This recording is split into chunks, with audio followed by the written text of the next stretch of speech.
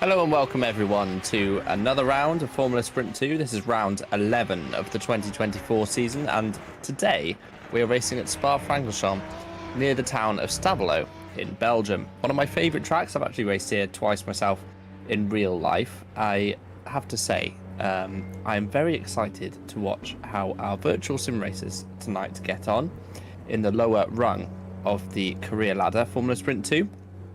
A historic track, used to be very, very long, 9.3 miles. It still seems like you take ages to get around it. It's a 4.3 mile or 7 kilometer track layout as shown on the screen now, with some very, very famous corners. You've got the fantastic Eau Rouge, which these days is absolutely flat out in pretty much all Formula cars. You've got Blanchiment, which used to be an absolute full throttle, right on the seat of the pants corner. These days, easy flat as well. And of course, the middle sector is where all the time can be found, from Les Combes all the way through to Stavelot 2. I'm joined by Alex Foulkes. By far my favourite track on the calendar, Alex. It usually provides some high-speed, entertaining racing. What are you looking forward to tonight, more than anything else? Well, we got 11 laps for round 11. So there's going to be a lot of racing and a lot of good overtaking zones on this track. So I think we'll see some very interesting overtakes and some very maybe optimistic, but sometimes good overtakes. Hopefully with a bus stop chicane and maybe in the middle sector as well, if people really want to go for it with that. What is a DRS zone, which is really just a slipstream straight for FS2 because we don't have DRS. For the run from Eau Rouge to turn 5. I always forget the name of it. Lecum. And yeah, so we could be seeing a lot of interesting overtakes in some of the higher speed corners as well, because it is just a very interesting track, a very dynamic track, and it hits a lot of those high speed, medium speed, and low speed zones that a lot of these drivers need to excel at in all of them. One of my favorite tracks to actually visit as well. I've been there on 2 separate occasions separately to racing.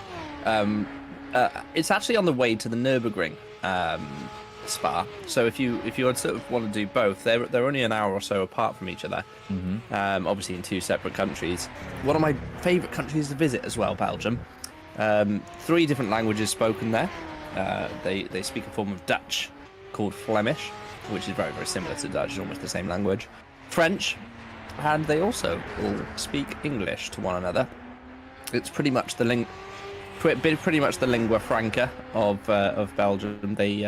You quite often find someone from Walloon area speaking English to someone from the French-speaking western side, just simply because the French and Dutch languages are very, very different. So a bit of fact for you there. I recently went to Ghent, actually, on a stag do. Beautiful part of the world. I highly recommend you go there. Yeah, the Ardennes Forest is probably one of the more interesting parts of France and the border area between France and Germany. Like you said, the Nürburgring has a very similar sort of terrain to what we've got in Spa, and they're both very interesting tracks. Great elevation changes, great corners just overall. Also very long. 2 of the longest circuits in the world, really. Yes. So yeah, and they're also just very interesting. Historic. I've just been pointed out by Vince that they do also speak German as an official language. That's mostly on near the border with Germany. Get wow. Sort of Germanic people on that side. The Central Europe is interesting. The borders have been fluid over the centuries, and you can see that in the Alsace-Lorraine region of eastern France. You get a lot of Germanic-speaking people, and they also have German-sounding surnames. For example, Arsene Wenger is from that region. He's French, but Wenger is a very, very German surname, and I believe he speaks German as well as a result of that. So the borders have been fluid over the years, and that's part of the reason you get these interesting mixes of languages. The reason we've been waffling so long, it takes ages to do an outlap here. We're watching Thomas Harvey, who's filling in for Apex, a very talented driver. Thomas Harvey, I really feel he's he's been in Super League and competing highly there in recent years. So expect Harvey to be very, very competitive. And as you can see, with the 3 next to his name, he was 3rd in practice, Alex, and expect him to be right at the top of the timesheets in qualifying. Yeah, but it's a very strong lineup overall for Apex Grand Prix. They've got Loic Meunier, who's driven for KB86 previously, also in that second Apex GP car. So yeah, a very strong lineup overall, and as we're seeing, Thomas Harvey is going purple. Let's see how it is in the second sector as well. He is fastest out of anyone. That first sector is a bit of a caveat, or not exactly correct with the purple. Jerry Van Bussel actually took the purple in Sector 1, but wasn't faster in Sector 2. So there's a lot of time to be found here. It's a very long track, a lot of places where you can find or lose much time, especially in this final corner here, or these final 2 corners in the bus stop chicane.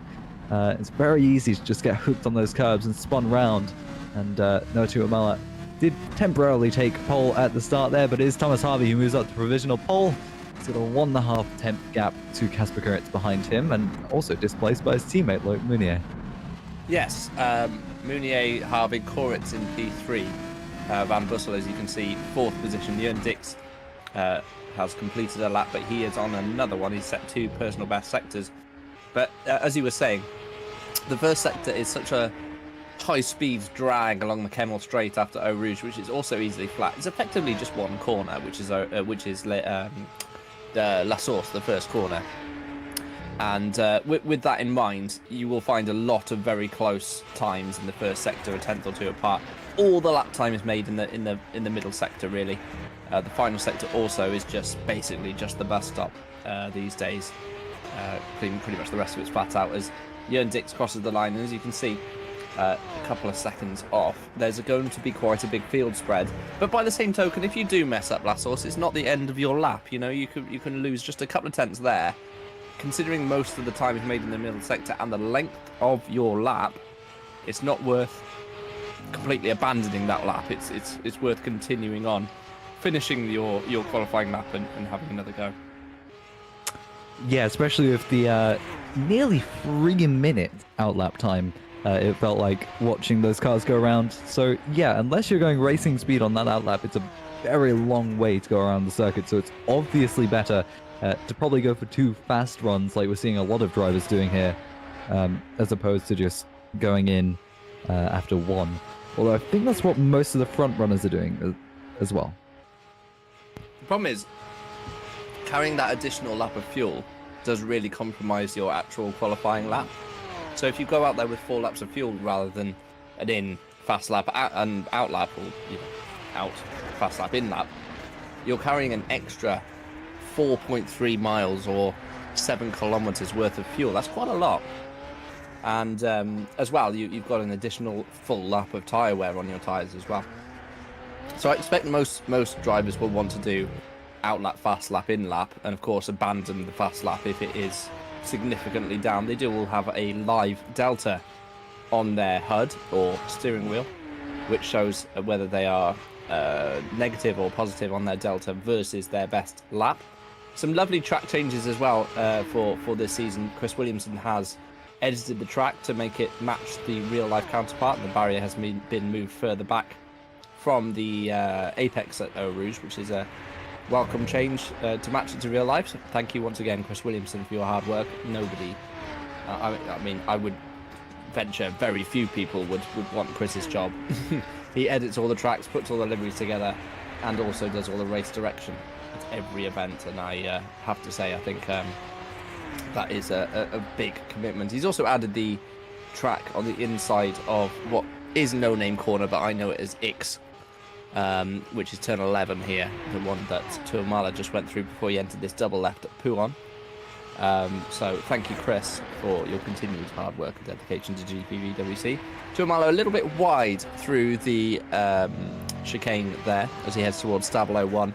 I think he will lose a little bit of time. He's down in the first sector anyway, so this probably is just as in lap and indeed down in the middle sector as well. Mike has gone purple through the first sector in an updated livery for Optiminal, which does look really nice, by the way.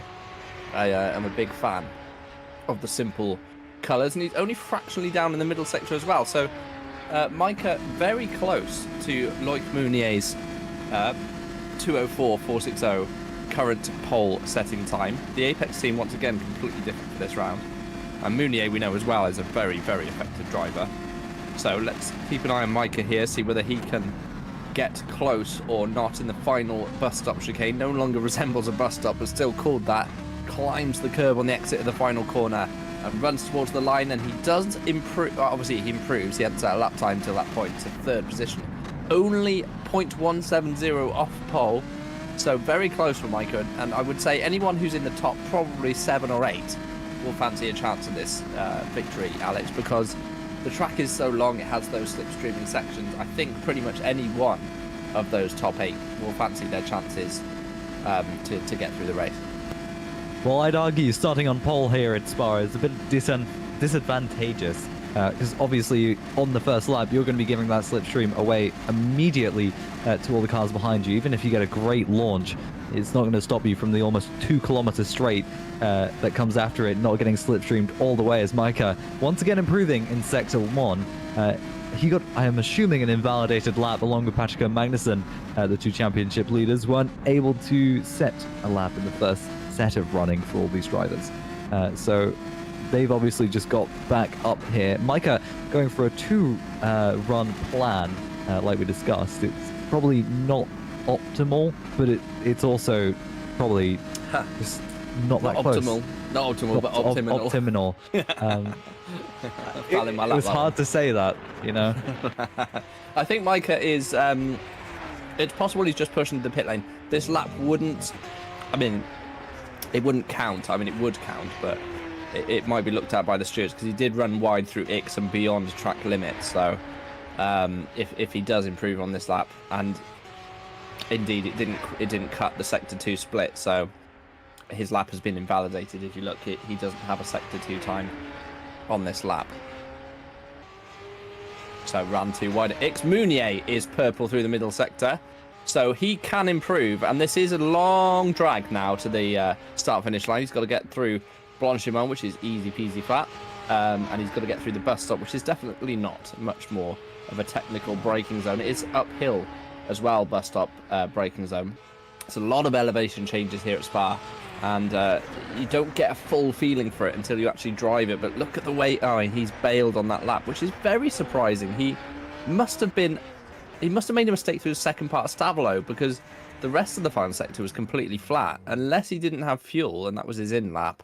That's very surprising he's boxed there. Yeah, it was the fastest second sector we've seen both in practice and in qualifying so far. So an immense second sector that you're sort of throwing away by going into the pit lane. So that is quite interesting, like you say, Toby. But still, 3 minutes left in this session. We've got probably one more set of runs to go for most drivers who are currently in the pit lane. So there's still time for Paul to swap hands, and as Nick Kuiper, I believe, moved up to P17 there. Yes, just 3 minutes left. They probably all will have one run left. Koritz is, well, that's a big shame there, because purple in the first sector, obviously almost half a tenth. It doesn't really make all the difference, but through Brussels there, just got too sideways, probably too much rear brake bias. That's lap over. I wouldn't say it's lap over, but it's definitely inconvenient to Nick Kuiper, because there's still plenty of time for him to make up time, but I would imagine he would probably want to go in, and although I don't know if he can at this point go in and reset in time to be able to do an out lap. Yeah, he's half a second, so Kuiper has lost half a second just through that one error, and he's currently P5, only 2/10 off pole. He's gonna, I think he'll have just enough time, you know, by the time he's got into the pit lane and gone out again, because you do cut the first chicane.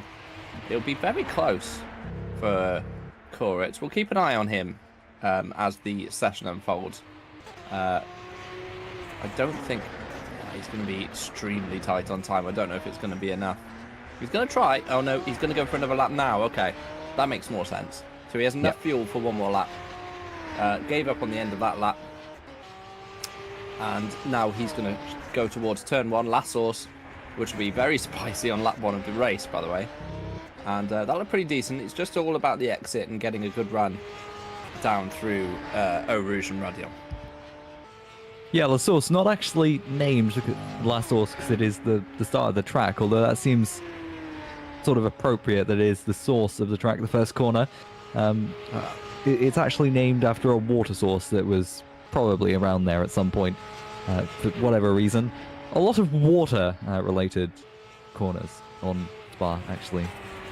Spa itself is, well, that's all I need to say, really. Kasper Kuritz didn't lose that much time in Sector 1, only 0.02 of a second for him, and it looks much cleaner this time around through that specific corner.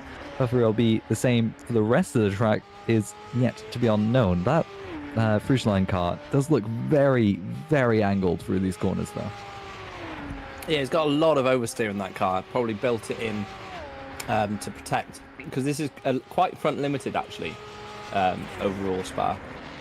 So to protect the fronts during the race, you want to build in a little bit of oversteer. He's probably built that into the setup, but maybe a little too much.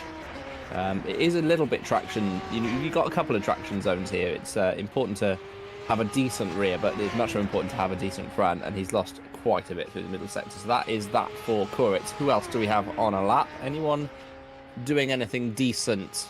We have Magnussen purple through the middle sector. That should be interesting. See where he gets to as he comes towards the final couple of corners in that KV86 special livery. Comes through the final corner now. Alex, do you think this is enough? Well, it easily could be, and it is for now. 12,000 for the second past Loic Meunier, who is still yet to set another lap. Here he is in the first sector through our Rouge and Radion. We're going to head to the first sector line after this very long straight, which is also very useful for overtaking, especially on the first lap. So let's see how it is in Sector 1. 1/10 improvement on the purple sector time for Loic Meunier, and that is a massive improvement. Wonder if he's trimmed a bit of front wing off, because that's quite a big improvement over what we've seen in previous Sector 1s. That's a really, really quick first sector. And I know trimming some front wing off does improve your straight line. The rear looks much more stable than Kuritz's as well. Let's see what happens through Pouan. This is a downhill double left, all about commitment. Yeah, the front looks really stable. There's nothing going on. Sideways action at high speed there for Meunier as he comes into the right and left, little bit wide, on the apex there. So he's going to lose a little bit of time as he enters Stabilo 1, gets the back end rotated nicely, crosses the Sector 2 split, and he's lost half a tenth overall. But this is where, presumably, his car is excelling in the straight line with that first sector split. So let's see what Meunier can do as he heads through Blanchimont now. Pedal to the floor. And the sparks come up from the Apex Grand Prix car as he heads towards the uphill braking zone at bus stop. He's got to get the braking point right and get the Apex nicely. It is uphill. He hooks the curb beautifully through the second part, uses all of the track on the exit. Can he usurp Magnussen? No, is the answer. It's fractions, but unfortunately doesn't improve. Jerry van Bussel could potentially sneak pole here. He crosses the line 2,000ths from Magnussen's pole position. Look at that from Van Bussel. And Thomas Harvey, P4, as he completes his lap. And Micah, unfortunately, in the pit lane. Look at the times on such a long track. Magnussen from Van Bussel by 2,000ths. Yeah, very close and right down to the line, like we were expecting in this qualifying session. And wow, it has to be said, a great lap from Magnussen there to sneak in pole, but also Jerry Van Bussel out of nowhere for Excellion Motorsports up to second. So a great qualifying performance from them, who haven't really been anywhere this season. Anyway, it's Magnussen that takes pole by 2,000ths of a second from Van Bussel in second for Excellion Motorsports, with Loic Meunier and Thomas Harvey in the Apex Grand Prix behind them. Micah is only able to take fifth with Kasper Kuritz and Noah Tuamala behind him. Junio Lopez in eighth with Ben Skinner and Mikael Tuamala rounding out the top 10. 11th is Brody Lawless with Christos Philo, Kurt Rochiov, Joe Gillette, and Craig Patterson rounding out our top 15 with Josh Dexter, Eunice Corrala, and Dan Hayek, Magnus Ockenhaug, and Thijs Jongstra. That's your top 20. 21st, Nick Kauper with the first of the Academy cars, Danny Robbins, behind him in 22nd. Messier Pierre in the Hut Performance Racing car in 23rd with Aaron Curtis and Johan Lepitt in 24th and 25th. Mike Bell, 26th with Jörn Dix and Björn Golder, not far behind him. Scott Morris is 29th with Manu Manakandan in 30th. Mihailo Vzendhavich, last out of the time setters, in 31st with Charlotte Menick, not setting a lap time thanks to a back of the grid penalty for the race. Well, Toby, that was a qualifying session. Yeah, It has to be said. very Very tight, wasn't it? close. Yeah. Yes. I mean, I don't know about you, but I didn't expect it to be quite that tight going in, but it could, because of the length of the lap more than anything else.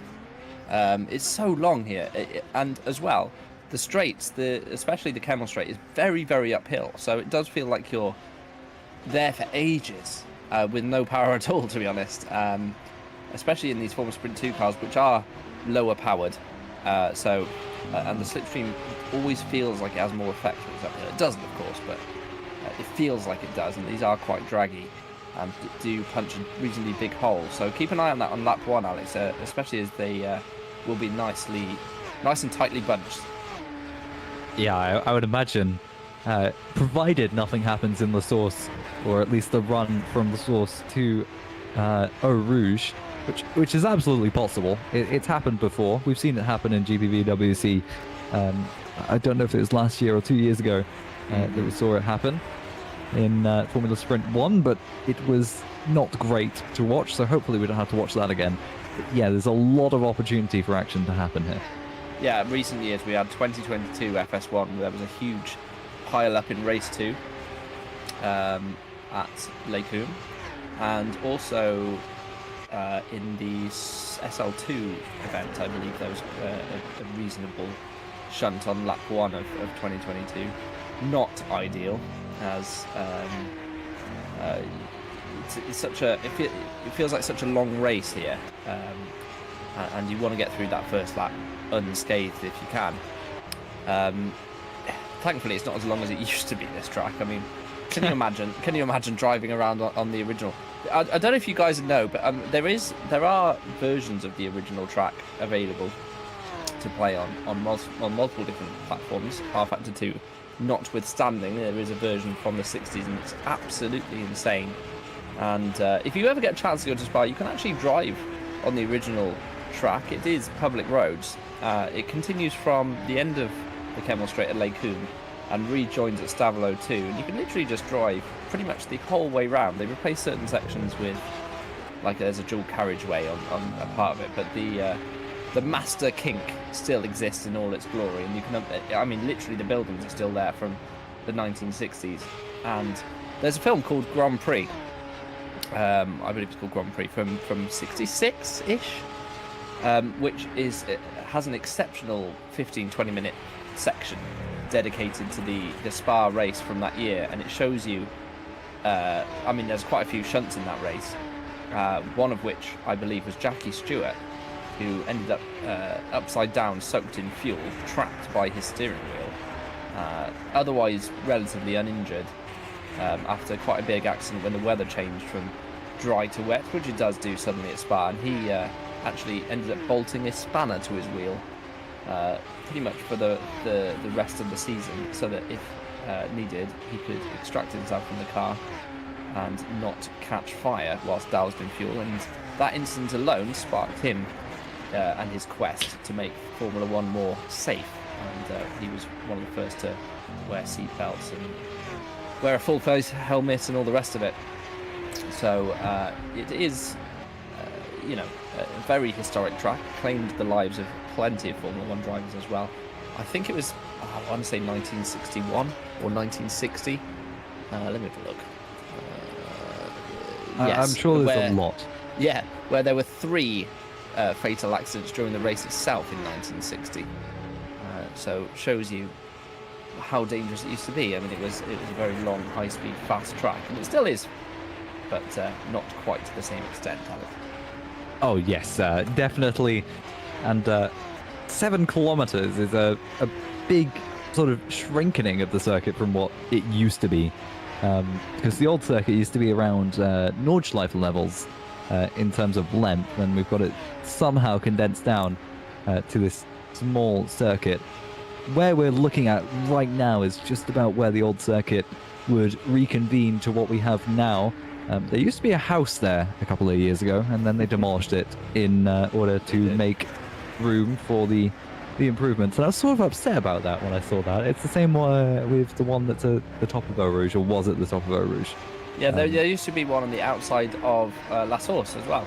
and I don't know if that still exists. I don't think it's as close, or rather, I don't think. I mean, there are houses there, but I don't think the one that was right on the exit is there anymore. And there's quite a nice little pub at the end of the old Grand Prix pit lane, which you're looking at right now. That's like a little inn almost. That's a very, very quaint old thing that's been there forever. You just see the history all around the track. It's fantastic, frankly. And I'm a very lucky boy to have been there a couple of times and raced around, to be honest. It is just an amazing track overall in terms of its history and in terms of just its layout. To be honest, it's a great circuit to drive and a great circuit to watch as well. But it's been there, sort of like Silverstone right from the start in F1 and from the start of motor racing, really. Yeah, it's one of the. I don't think they're called protected races. What are they called in the F1 calendar? Like Legacy or something Legacy like that. or something like that, isn't it? Yeah. You've got like Monaco, Silverstone, all the Grand Prix basically. And Spa is one of those. It actually wasn't on the calendar for a couple of years, about 10 years ago. And they were rebuilding the final chicane, which we are entering here. Which required quite a lot of work to expand the pit lane, by the way. There's a sheer drop the other side of the pit lane to the paddock. It's really weird. You've got the pit lane is massively elevated to where the paddock is. So when you're in a support paddock, not in the main pit lane, which I was, you're staring, a good 10-15 meters in the air. Above you is the pit lane. It's a really weird experience because you can tell from the exit of La Source. Look how much it plunges down past the old pit lane, which they still use for 24-hour races and stuff. But you plunge down here, and on the other side of those garages is the support paddock. It's a very unique place. And by the way, you don't want to walk up Eau Rouge. No, it's. I don't want to. Oh, that was close. I don't want to say it's the steepest incline out of any circuit, but it is one of the steepest inclines in the world, and it's a bit of a nice battle we've got going on in warm up here. I know, yeah. I can't think of a steeper one. I mean, now I don't know about the first corner at Circuit of the Americas. That's pretty steep. What else? What else have we got that's pretty steep? I don't think. The Nordschleife one. I don't know what the corner's called. I mean, probably the Lowe's hairpin at Monaco is a pretty steep hill.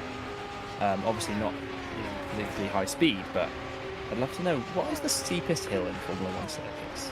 Wait, there's a far.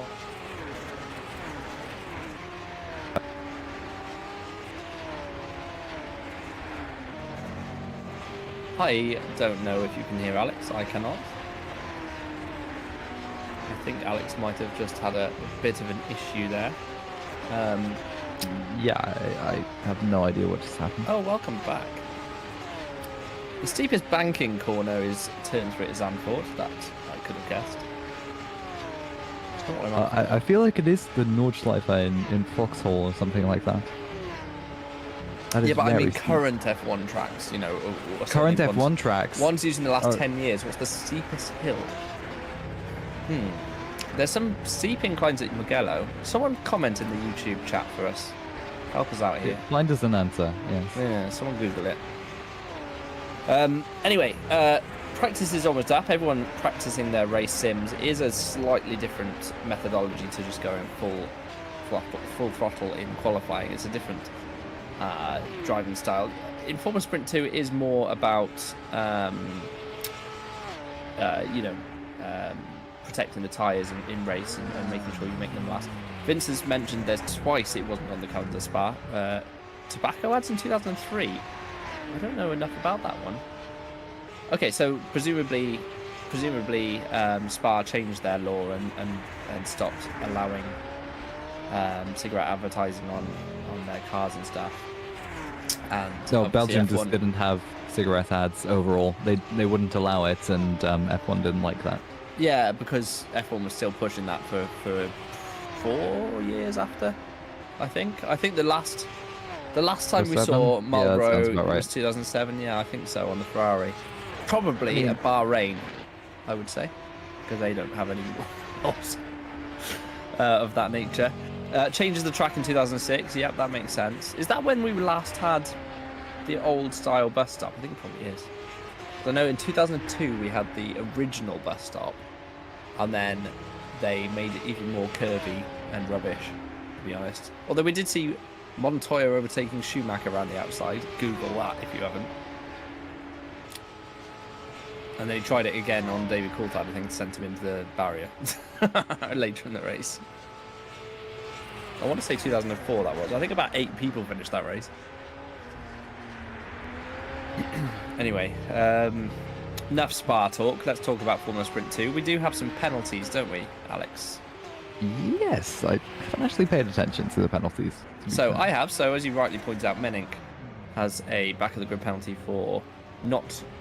So she stopped on track or outside the pit lane in qualifying and then returned to the pits, which you can do, but then you can't go back out, and she did. Timu Toika, we saw that one with Mike Bell. Unfortunately, that one did result in a penalty. So 10 places for Toika. Matej Majka got a 5-second time penalty for the move on Magnussen, which I have to say it should have been an exciting moment in the race. I was just so disappointed that he sent it from so far back, and yeah, I felt like there were more opportunities earlier in the race. He sort of waited for the last lap because of the slipstream, realised he was too far back and sent it, and I was disappointed. It should have been the best part of the race, and yeah, it unfortunately knocked Magnussen out of the way. Rightfully, those two positions have been swapped. Vakuinov and Svilo got into a bit of an issue where Vakuinov hit the back of Svilo, which we also saw. And then Menink as well hitting the back of Patterson's car. We saw that too. Those two both. In fact, 5-second time penalty for Vakuinov, 5-second grid penalty for Menink, who's starting at the back anyway, so no harm done there. And then Mike Bell, again in race 2, had a bit of an issue with Terence Grech. And Grech did get a 5-place grid penalty. I don't know if Grech's here, actually. Did we see Grech? Yeah, so no Grech this round anyway, so doesn't serve it. So all cleared up on the penalty front. We are now heading into the race, Alex. We've got a little vote going on. Who will win race 1 in YouTube chat? And the leading driver is other. I would imagine that's a sort of vote for, I would assume Micah, right? Yeah, because we can only have, I don't think there's many options you can put in. Meunier got the most out of the named drivers with 35%, followed by Magnussen 11, Van Bussel 5. My money's actually on Meunier, I think, even though Loic is not on pole position. I think he's a very talented driver. But Thomas Harvey as well, right up there. Definitely keep an eye on Thomas. But Magnussen on pole, Van Bussel second. Those two will be challenged into Lecum on lap 1. For that I have no doubt. And we did see Van Bussel had a very, very fast sector 1 as well. So, and in fact, who had the highest top speed? So we've got, they all have very similar top speeds, to be fair, of the front 6 or 7. So I don't know if that's going to make much difference here. They've all got basically the same wings, I think. I'm sorry, can we hurry up and press escape? I know. Like to get on with the race, really. Thank you.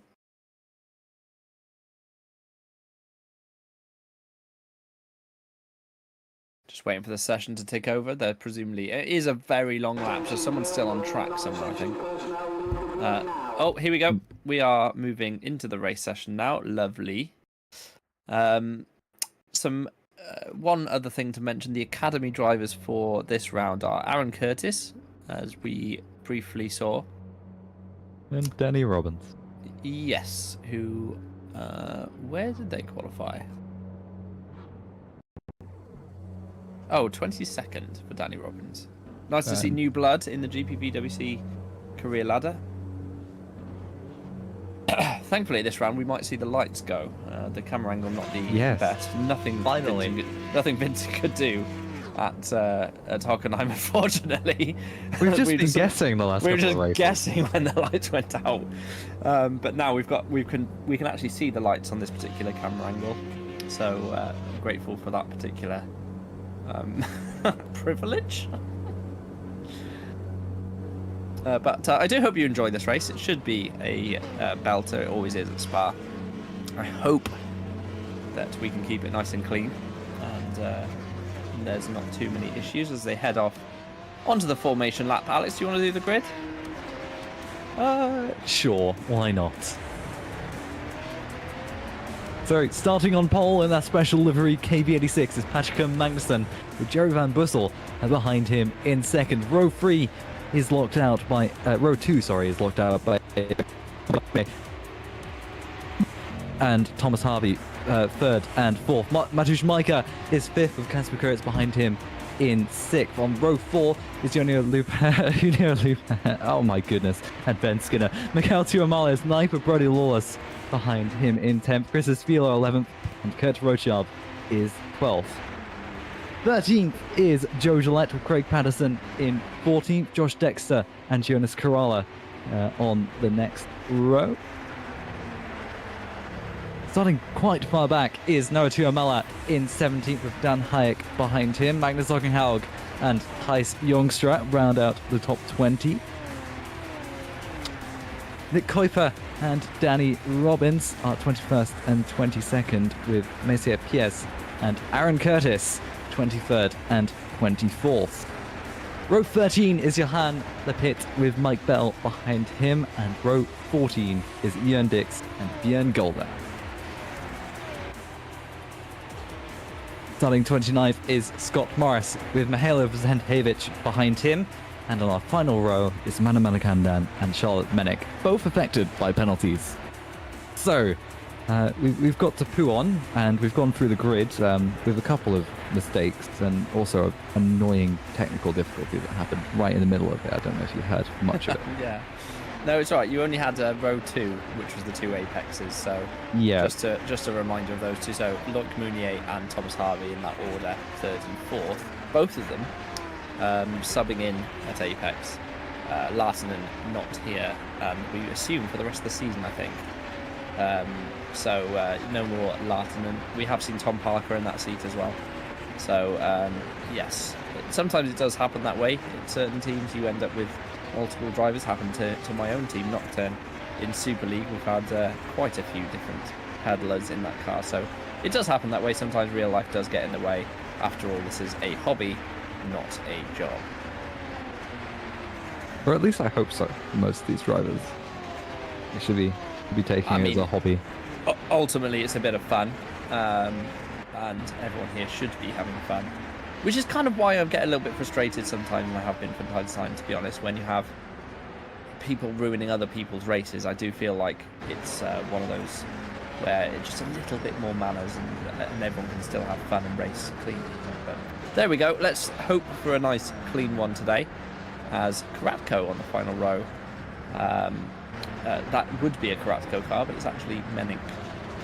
The Damir Karatko, it says on the car, so they have updated the livery, but we do know that Charlotte Menink is in that one. Right, Van Bussel on the left, Patrick Magnussen on the right, our championship contender, and the lights are coming on. We will see 5 of them, and then we won't, and we will be under racing, and now we are. Van Bussel got a very delayed getaway, didn't react at all to the lights, and he's been swamped by one of the apexes, and the other one's going to go through on the outside as well as they head into La Source. No, Van Bussel holds off. I think that's probably Thomas Harvey, as Mounier is in second place. Now, I think Magnussen's got away, you know, as they head through Eau Rouge. He might be safe, but Van Bussel's going to have a pile of cars behind him trying to defend as they head through the famous Eau Rouge and at the top of the hill at Radion and onto the back Kemmel Straight. We've already got a huge accident in the background. I don't know how many cars are involved. There was some flying cars as Van Bussel defends on the inside. Look at them, 3 wide into Les Combes. Van Bussel on the inside breaks a bit later than Kasper Kuritz and holds off that position, but Thomas Harvey through and up into third place. A dream start for the Apexes. They got into second and third. Patrick and Magnussen, though, a good getaway as Van Bussel sends it down the inside, trying to get back through on Thomas Harvey, and indeed He is going to do so. He's still side by side as they head through Ix. Oh, there's contact. Van Bussel's round. And he needs to hold the brakes. He's right in the middle of the track. This is going to be scary. Gets away with that one. But I think Van Bussel squeezed him just too much on the inside of Ix. And unfortunately, that's Jerry just being a little bit too aggressive. He's made contact with another car now. He needs to gather his thoughts. This is a long race, a long event. There is race 2 in the reverse grid. He has pace to make his way back through the field. But that was unfortunately just trying to recover positions too quickly on lap 1. Yeah, I think we're seeing what happens when you get a bit clumsy and you get into contact and you're not in the right space of mind. Demonstrated that you sort of hit other cars and you don't actually pick your braking zones that well. Unfortunately for Josh Dexter, he did get caught in the crossfire there because Thomas Harvey has been taken by Junio Lopez for 5th. It's a great start for Lopez in the Cap Clay car, although Harvey looks to the inside into the bus stop. Not going to go for a move there, but either way, Harvey, not the greatest of starts for him. From 4th is now down in 6th. We've got a yellow in sector 3, and one of the cars is round. I think that was an Excellion Motorsports of Jörn Dix round at the bus stop. Yeah, there was only one car actually retired on lap 1. That was Brody Lawless. Didn't see exactly what happened. There was chaos through Eau Rouge. I could just see in the background, but perhaps there wasn't as many damaged cars as perhaps I first thought. As Thomas Harvey looking to retake that position from Lopez if he can down at the Kemmel Straight. There's another car in the background. Kurt Rochave. That was, yeah, certainly looked like Rochave, or at least one of the ST cars, and Rochave is dropping through the field. Mounier's caught right up to Magnussen, by the way, and side by side Kurtz and Micah as well. Harvey and Lopez. Harvey trying to recover those positions. He had a great start, but lost positions to a slightly over-aggressive Van Bussel, I would say, on lap 1. And Kurtz has... is behind Micah, and Lopez holds on against Harvey. There's some replays to come, I'd imagine. Jörn Dix certainly dropped through the field. Manikandan as well, almost at the back.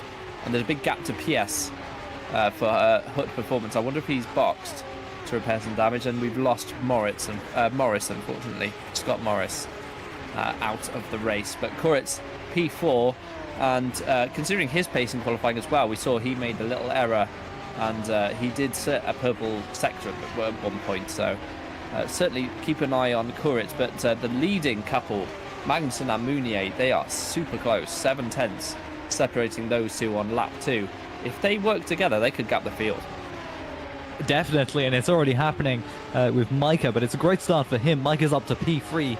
Already 2.5 seconds to Patrick Magnussen, but those two drivers at the front, Mounier and Magnussen, seem to be in a bit of a train, as is much of the field here, as we're watching Thomas Harvey, or we cut to Thomas Harvey in between the two Cap Clay cars. That's Tuamala behind him. He's going to try and get Lopez back down the Kemmel Straight. I would imagine there's no move that's going to happen until the source here. It doesn't even look to the inside to try and fill those mirrors.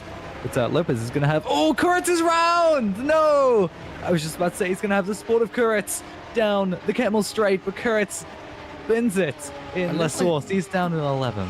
It looked like he lost it by himself. I couldn't really see exactly whether there was contact or not. By the way, the leaders are very close. They're 5/10 apart as Harvey slipstreams Lopez for the second time in 2 laps running. I don't know if Mounier's got enough, but he's gained 5/10 through the first sector alone, showing just how strong the slipstream is. And in fact, his top speed, Mounier, 264 kilometers an hour. That's 9 kilometers faster than he was in qualifying, as Harvey does make the move now, finally, on Junio Lopez, and makes that move stick and moves himself up to P4. And Vince in the background, you can't hear him, but there's a police car or something outside his window. Which is quite amusing. This is what happens between Van Bussel and he, just squeezed a little bit too hard, I would say. It didn't give enough racing room to Harvey on the apex there, and Harvey therefore running over that curb bounced into him. This is then what happened between this is the same incident. So Van Bussel shoves him unceremoniously off the track, and then I don't think quite is close to giving him enough room, but by the letter of the GPVWC rules, he doesn't give him enough racing room on the inside. I feel like Thomas Harvey is not the perpetrator of that particular crime. This is what happened to Lawless on lap 1. We did see him DNF, Alex, and I saw a few cars. That's all by himself. Ouchie. Yeah, that would that's the hurt a curb. lot. Yeah. No, that tell you what that is. That is a lack of downforce. Suddenly, a bit of dirty air. It's easily done because of the elevation change. I'd imagine the exact same happened to Rochav here. Yeah. So the dirty air combined with the curb. Oh, we didn't hit the barrier. Look at that. Very well saved there. Sort of a 360. I guess we were going for style points there, or hopefully we were.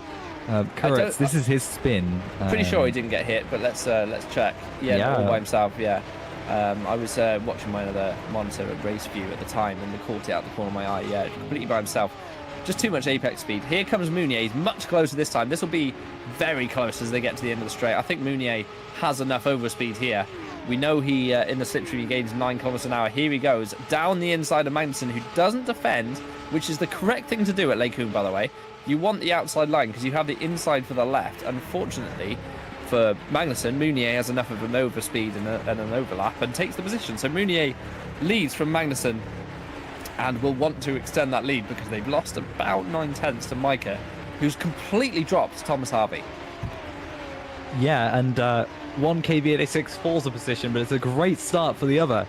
No Tuamela up to P9 already from P17. I'd love to see the position deltas for this race because we've got quite a few of just massive position changes. Jerry Van Bussel down 12 places, Dan Hayek and Magnus Hockenhaug up 6. And yeah, I think a lot of people benefiting off that sort of chaotic first couple of laps. And Joe Gillette also up 7. Yeah, Joe Gillette, we've not mentioned him actually, but a race winner this season and has definitely grown as the season's gone on, by the way, quietly improving.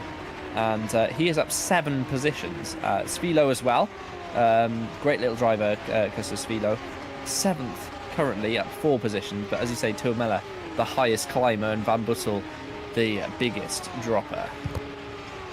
Well, you say the highest climber. Charlotte Mennick in 21st actually gained 11 positions, starting last out of anyone. So very well done to that other Hunter Birch. So a good start for the Hunter Birch Racing cars. Michael Tuamala looks to the outside of Christos Philo. Not much room there, and to the middle of the circuit.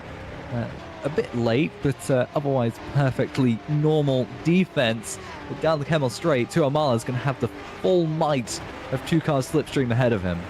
Svilo didn't need to defend in the bus stop there. He was defending thin air. There was no way Tuamala was close enough to make a move. So he lost a little bit on the apex. And as a consequence, as you rightly say, there's now just a 3/10 gap between the two. Svilo will get some slipstream from Gillette. It's about a 1.5 seconds-ish that you get some slipstream, but it's got to be nowhere near enough. And in fact, Tuamala is going to do him halfway down the Kemmel Straight. And if Svilo gets back in his slipstream, he's too busy worrying about the other car, though. Svilo is going to lose 2 positions here. And that's a shame because Svilo was having a great run in 7th place. But through goes Tuamala and Tuamela, who sadly are next to each other as Corralo is going on the old track. That's where Andy's hit the wall for good measure and rejoin. Oh my goodness. Very close on the rejoin. Wow. Nearly wiped out Patterson on that rejoin. That was extremely tight. I hope they were communicating with each other because that one could have been disaster, but all is well. But that's where the old track goes. I was talking about it earlier on at the top of Lake Coombe. That's the old circuit straight on there. And unfortunately, you can't actually get through there. There is a nice big barrier in the way. But Mounier has dropped Magnussen, look, by over a second. Yeah, and also Magnussen's got Micah right on his diffuser at this point. 8 temps between him as well. Micah's having a mighty race up until this point. So a great fight back through the field. Well, I say back through the field. He's not had that many cars to contest with, but he still has to catch up to Magnussen here, and it looks like he's doing that with the help of the slipstream. Although Magnussen seems to be falling back a little bit. This is the move that Danny Robbins is trying to make on Josh Dexter, and the Academy car on the Frecia Nera car. The car of Josh Dexter is helped by that priority 1 of Jonas Corralo, who might be about to lose 2 positions here, as we could go 3 wide into the bus stop, although Danny Robbins opting to stay out of it, and no position change happens at all, although we're about to see the full might of a slipstream train down the Kemmel Straight here, as Dexter looks to the inside at La Source, and no move was ever going to happen there. No, you don't want to take a position at La Source anyway. It's all about the Kemmel Straight. Micah, as you say, well within slipstream range of Patrick Magnusson, who is picking up a little bit of time off Mounier. But here we go then. Not this lap for Micah, but this is worrying if you're Loic Mounier, because the speed of Micah is pretty much unmatched this race. He's definitely made positions up and is getting closer to the leaders. Kerala on the inside here with Josh Dexter. They go side by side. Whoa, big sideways action from Dexter, and he's going to be overtaken on the inside by the Academy car of Robbins, and through goes Robbins, and now he's going to get mugged as they go into Ix, and Dexter's lost almost 3 positions in as many corners. Yeah, and goes wide as well at Ix, or no name corner, whichever you want to call it. Both are technically the official names at Spa for whatever reason. We like to name things differently here. But yeah, Micah, 7/10 gap again between Magnusson and himself as Dexter picks up a penalty, presumably for track limits. Yes, I was just going to say, if you run wide too many times, you will end up with a drive-through penalty at this track, and that is unfortunately what's happened to Dexter. He was so far off track that that was almost inevitable. I suspect he then ran a little bit wide at Pouan as well. So Dexter, 19th place, will soon be a drive-through and pretty much dead last from there. And Mike Bell he was up in 20th at one point. Something's happened to Mike Bell to drop into the very, very back of the field, or almost, apart from those who have stopped for damage repairs. Micah then, this time round, lining up Magnusson, and I think this time he's close enough. Yeah, and Magnusson's going to get less of an effect of that slipstream from Mounier. He's 2 tenths back on Mounier, so Micah will have a bit more speed down the Camel Straight than Magnusson, and he's already got a better exit out of La Source.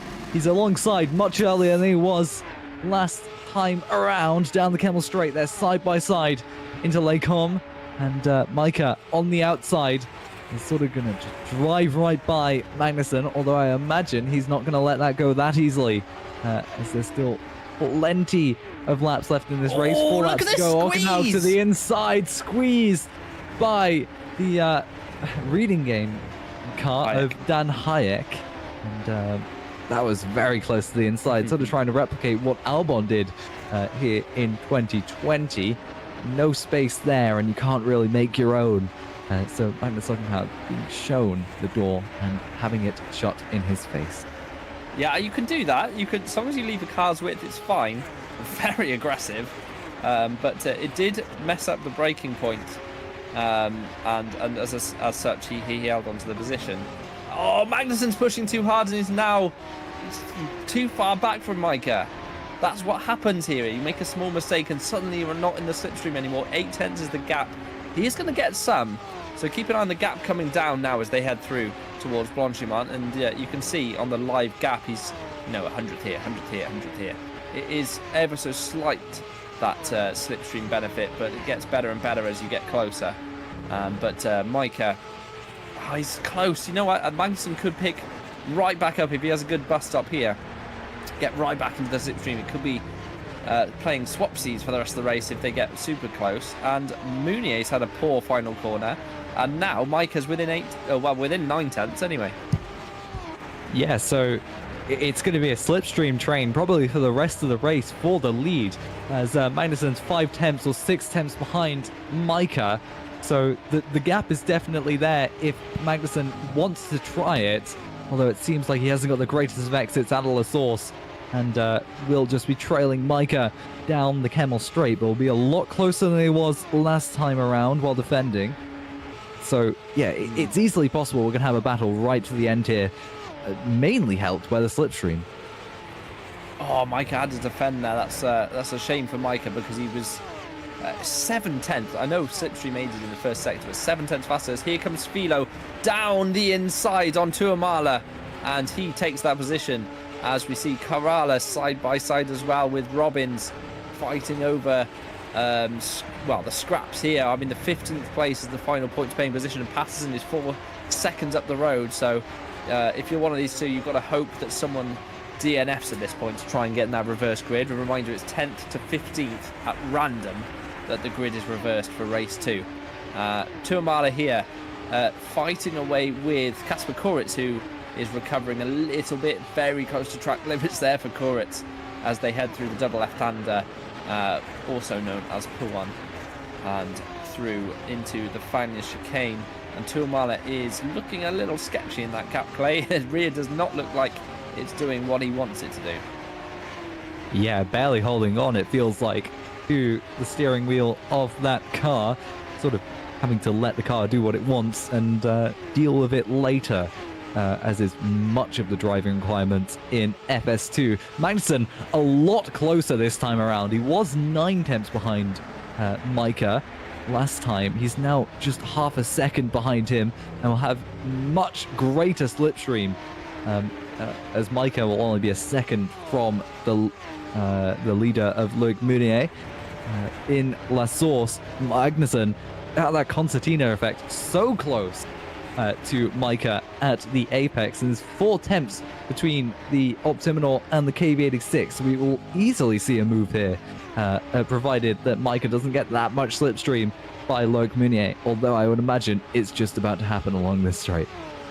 Yeah, Micah did take the position from Magnussen, but this time around, Magnussen has the overspeed, and Micah sent him right to the inside of the track, trying the tactic to sort of mess his braking zone up, then swoops to the outside to take the line, but it's not enough. Magnussen retakes that second place. All this is doing is allowing Meunier to get away, though, as Van Bussel has clawed his way back up through the field a little bit. He's back into 12th position now, and behind him, Hayek and Ockenhaug resuming their battle from the lap previous. And those two look like they are going to have some sort of incident by the time the race finishes. We've only got a couple of laps after this one. We're on lap 9 of 11, so 3 to go, including this one. There's a lot of yellow flags out, but some of those will be for track limit violations rather than actual incidents. If you run off track, the game detects it as a potential incident and rewards you with a nice yellow flag. So some of that is what that is, but we do have to keep an eye because it is a treacherous track. The walls are, in some places such as this, very close to you. You can see the hill where they had to cut away to make room for the track, actually, here. And the runoff areas didn't used to have such big runoff areas. In fact, the section we're in now is where it used to be almost right up next to the track. They've had to try to increase the space where they can and cut some trees down, but there is some sheer drops on the exit of those corners, and especially the bus stop chicane in the pit lane, as we were mentioning in warm-up. But Micah very close to Magnussen this time round. This is going to be another swap, I'd imagine, at the end of the Lake Coombe, by the time we get to the Lake Coombe chicane, I should say. Yes, but we're talking about these swaps between second and third. What we're seeing on our screen is Thomas Harvey right behind both of them. He's only 7 tenths behind them. So easily we could see a move for the lead. But if Micah's smart here, he's just going to leave Magnussen alone, hopefully, so they can both get up to Loic Meunier, who's sort of fallen back in the last couple of laps. 6 tenths now. And Magnussen's going to be getting a much greater slipstream effect than he has been before. Micah's going to have to look to the inside at Lake Coombe. But they are literally side by side this time. Oh, Magnussen's a bit deep. Oh, and they make contact, but nothing has happened. Micah gets the move done. Magnussen gliding a little bit out of the exit, and he'll fall into the grasp of Thomas Harvey. Yeah, unfortunately for those two, that probably means Meunier is going to get away from them. Here comes Rotiav down the inside, and through he goes on Corrala. This is for 17th place, so these guys will not score points, unfortunately for them. Harvey has driven a quiet race as Magnussen extends through Puan and has, as you say, clawed his way to the back of this leading pack. Can he do anything from here? Can he move his way through what is, the championship leader and a very competent driver in Micah as well, both of them very quick drivers? Harvey here will be looking to do so, but he's going to run out of time. He's going to have one opportunity down to Lake Coombe as we head towards the end of the penultimate lap.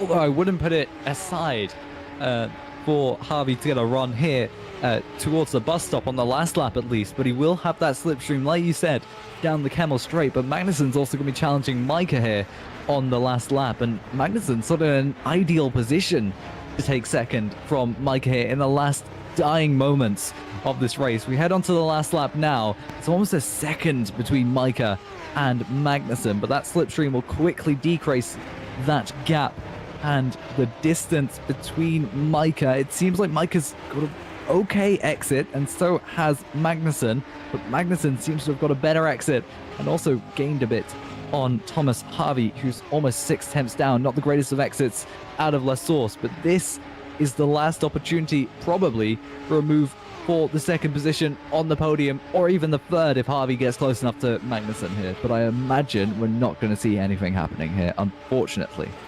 Well, I mean, the lap is but young. It is the last lap, but there's such a long time to get through the rest of the lap as Thomas Harvey's doing everything he can to put off Magnussen from these apexes and lose him a bit of time, try and get him unsettled. There are a couple more opportunities, but they are really towards the end of the lap now. This middle section is kind of follow the leader. There's no overtaking spot of Pouon. If you get a really good run out of Pouon, you can maybe make a move into Fania chicane, but it usually ends in disaster, which we saw in 87 between Mansell and Senna. And a bit of a track extension there from Harvey, but I think he's done that probably because he knows he has enough room in his off-track, or the amount of times he's been off-track to make that happen. He's a bit wide in the first part of Fania. He's tried too hard in the second part, and now I think he's too far back in the first and second parts of Stavolo, as the old track rejoins on the left side of the screen. And you can see it in the background there. Unfortunately, I don't think he's close enough. It's going to be a victory for Loic Mounier. He's just got to get through the final bus stop chicane. What a drive from Mounier. Took his moves, made his moves well on the opening lap, and has driven an excellent race for Apex GP. It is going to be Mounier as he crosses the line and wins race 1 of round 11 at Spa.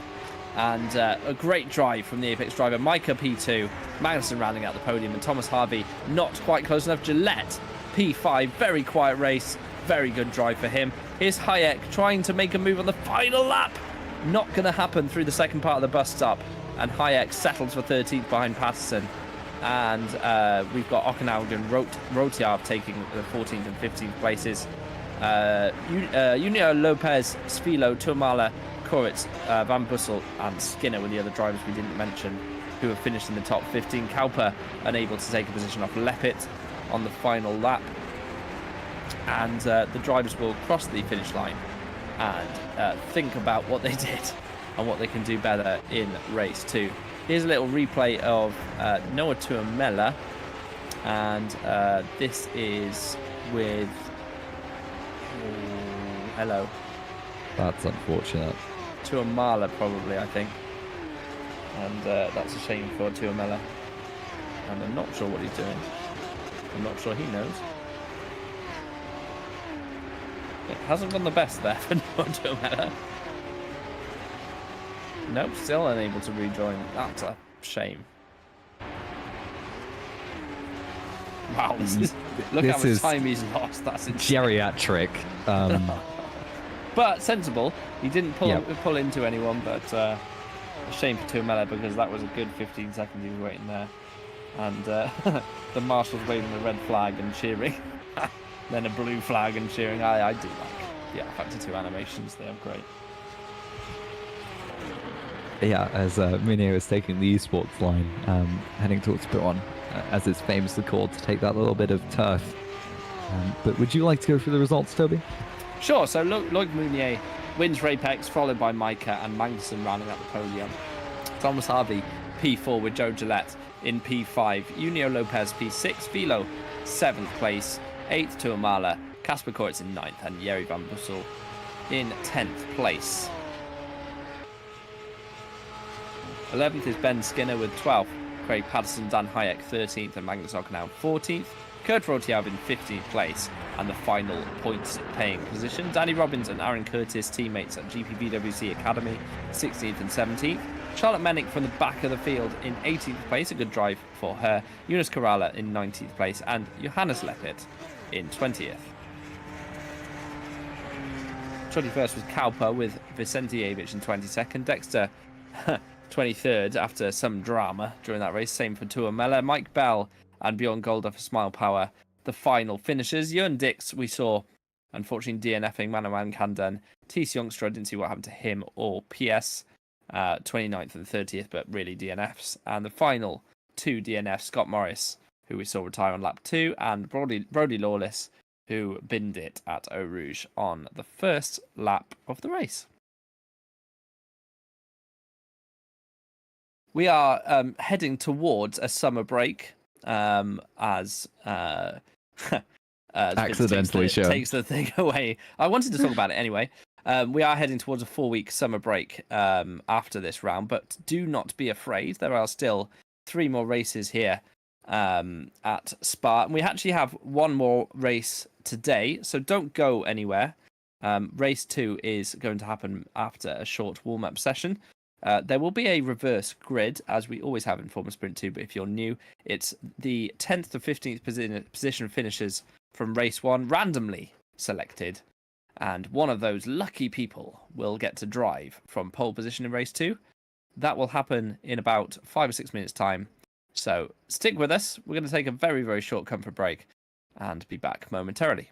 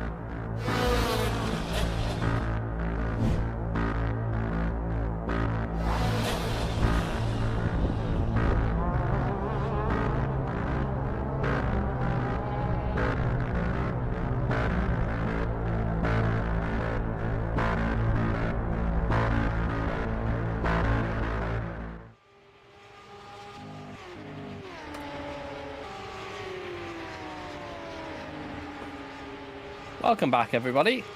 We are still in the warm-up session, just a couple of minutes left now before we head into race 2. The reverse grid has been announced, and I'm excited to say it isn't 10th, which has been for quite a few races this season. It's actually 15th, so the top 15 will be reversed. Kurt Rotiav will be on pole position, which is nice for Kurt. He is commentating on Monday in Academy. So Kurt, a popular voice in GPVWC, will actually be starting on pole. So, I mean, good for him, I suppose. Yeah. I mean, good for him. There's not much to say about it than that. It's a reverse grid pole. Anything can happen. Anything has happened from reverse grid pole. You could either go from how Joe Gillette got his first win in pole, lights the flag in race 2 and go for a win, or you could do what I did in Suzuka last year and go from pole to last, basically. It wasn't last, it was more like back end of the points, but I was still disappointed at myself for it nonetheless. These things happen. We do have some fast drivers quite close to the front of the field. Van Bussel, for example, finished in 10th, will be starting 5th. And Kasper Kuritz as well finished 9th, so therefore starting 6th in race 2. So keep an eye out on those two. But the top 4 will be 11th, 12th, 13th, 14th, and 15th on the grid. So a lot of places to make up for them. This should be a nice spicy one. It often is race 2. Hopefully not too much carnage, but the drivers will be lining up on the grid now. And this should be a good one. I do like Spa, and I do like watching the races at Spa as well, so I am excited for this one, Alex. Definitely, as race 1 demonstrated, despite the sort of slipstream train that we got at the front, it can produce some very exciting racing with a lot of, I'd say, optimistic defenses that we saw in race 1. So, yeah, I'm quite excited because it seems like we've got better driving standards than we have in previous races as well. Yes, absolutely. Almost completely clean race 1. We had very few replays to show you, and even the incidents we saw were completely explainable rather than just brain dead. So very, very good to see. And hopefully that will continue in race 2. It helps that we have a nice open long track here. I think not so much bunching going on. But anyway, the grid for race 2 then. As we can see, Kurt Rotiav rounding that source. He starts on pole position for ST Racing with Magnus Onkenhout P2 for Optiminal, Dan Hayek and Craig Patterson on row 2. Row 3 is Ben Skinner and Jeri Van Bussel for Excellion, with row 4 Kasper Kuritz and Mikhail Tuamala. Row 5, Christos Spilo and Junio Lopez 9th and 10th, Joe Gillette and Thomas Harvey 11th and 12th.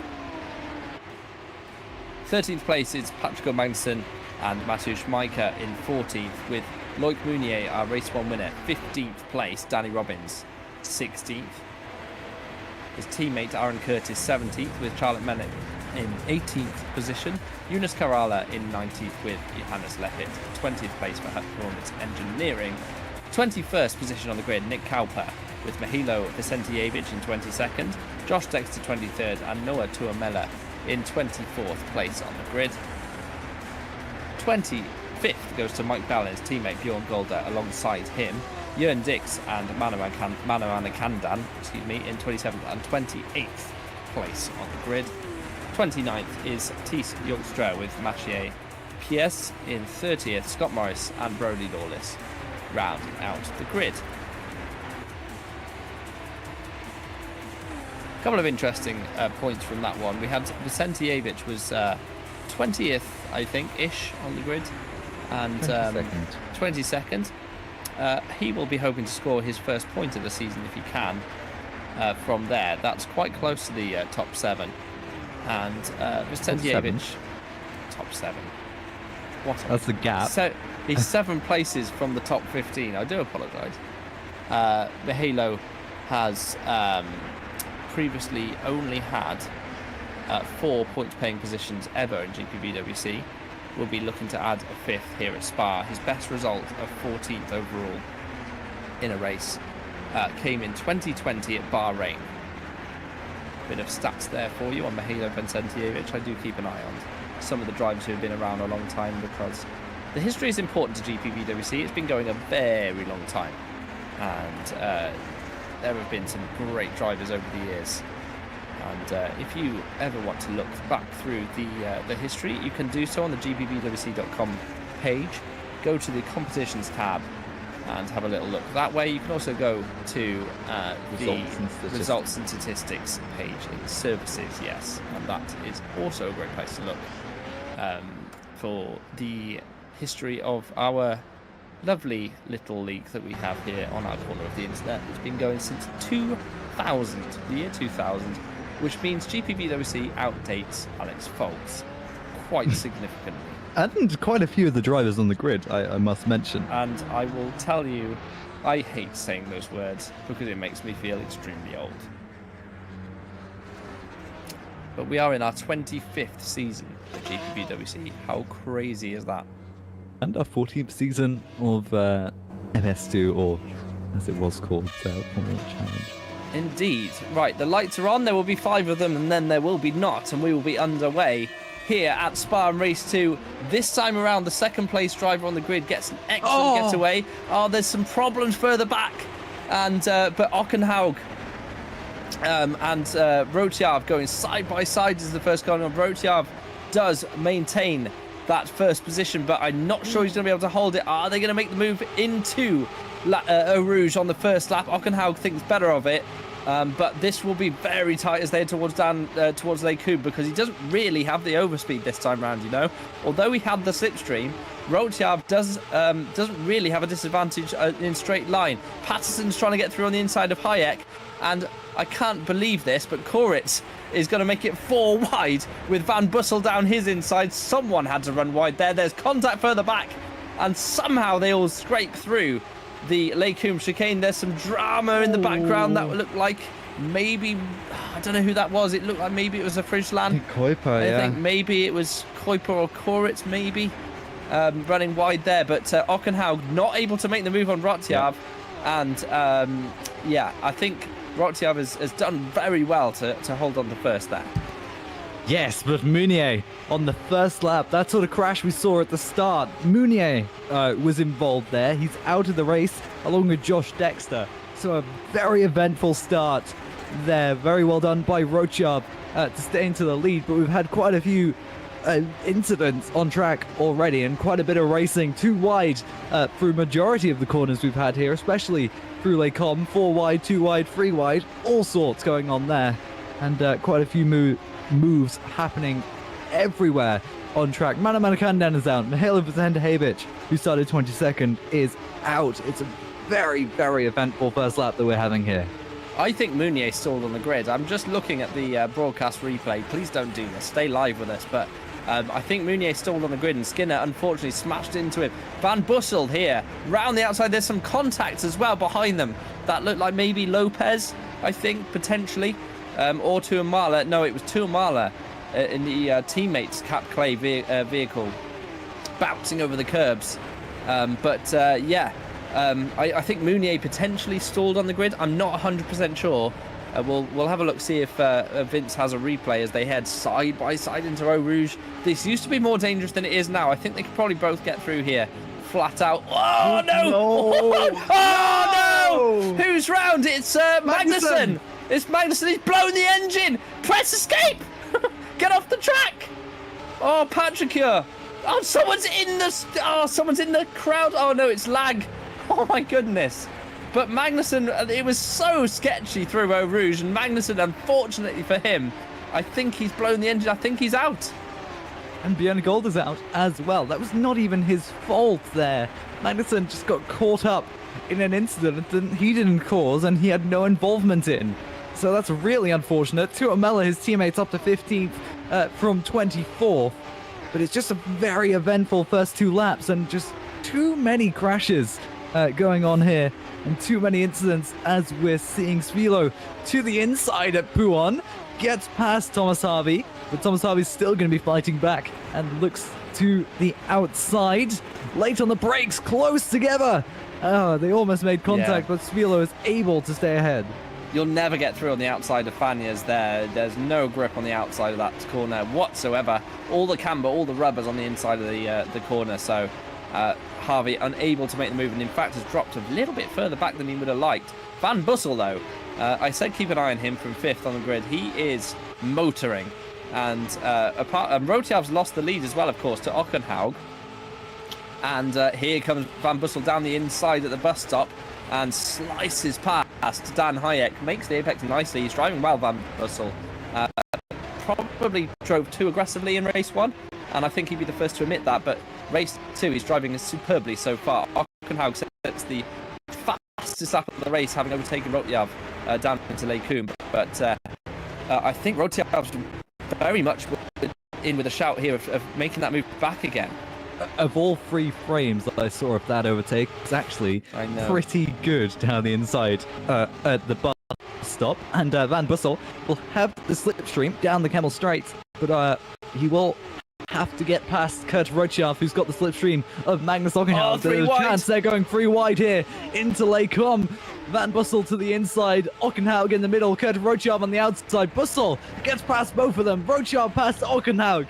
And Bussel takes the lead. Rochav second, followed by Magnus Ockenhaug. And now Dan Hayek getting in on the action as well. Ockenhaug goes wide, touches the gravel, and will fall into the grass with Dan Hayek. And they might have a battle here, like they did at the end of last race.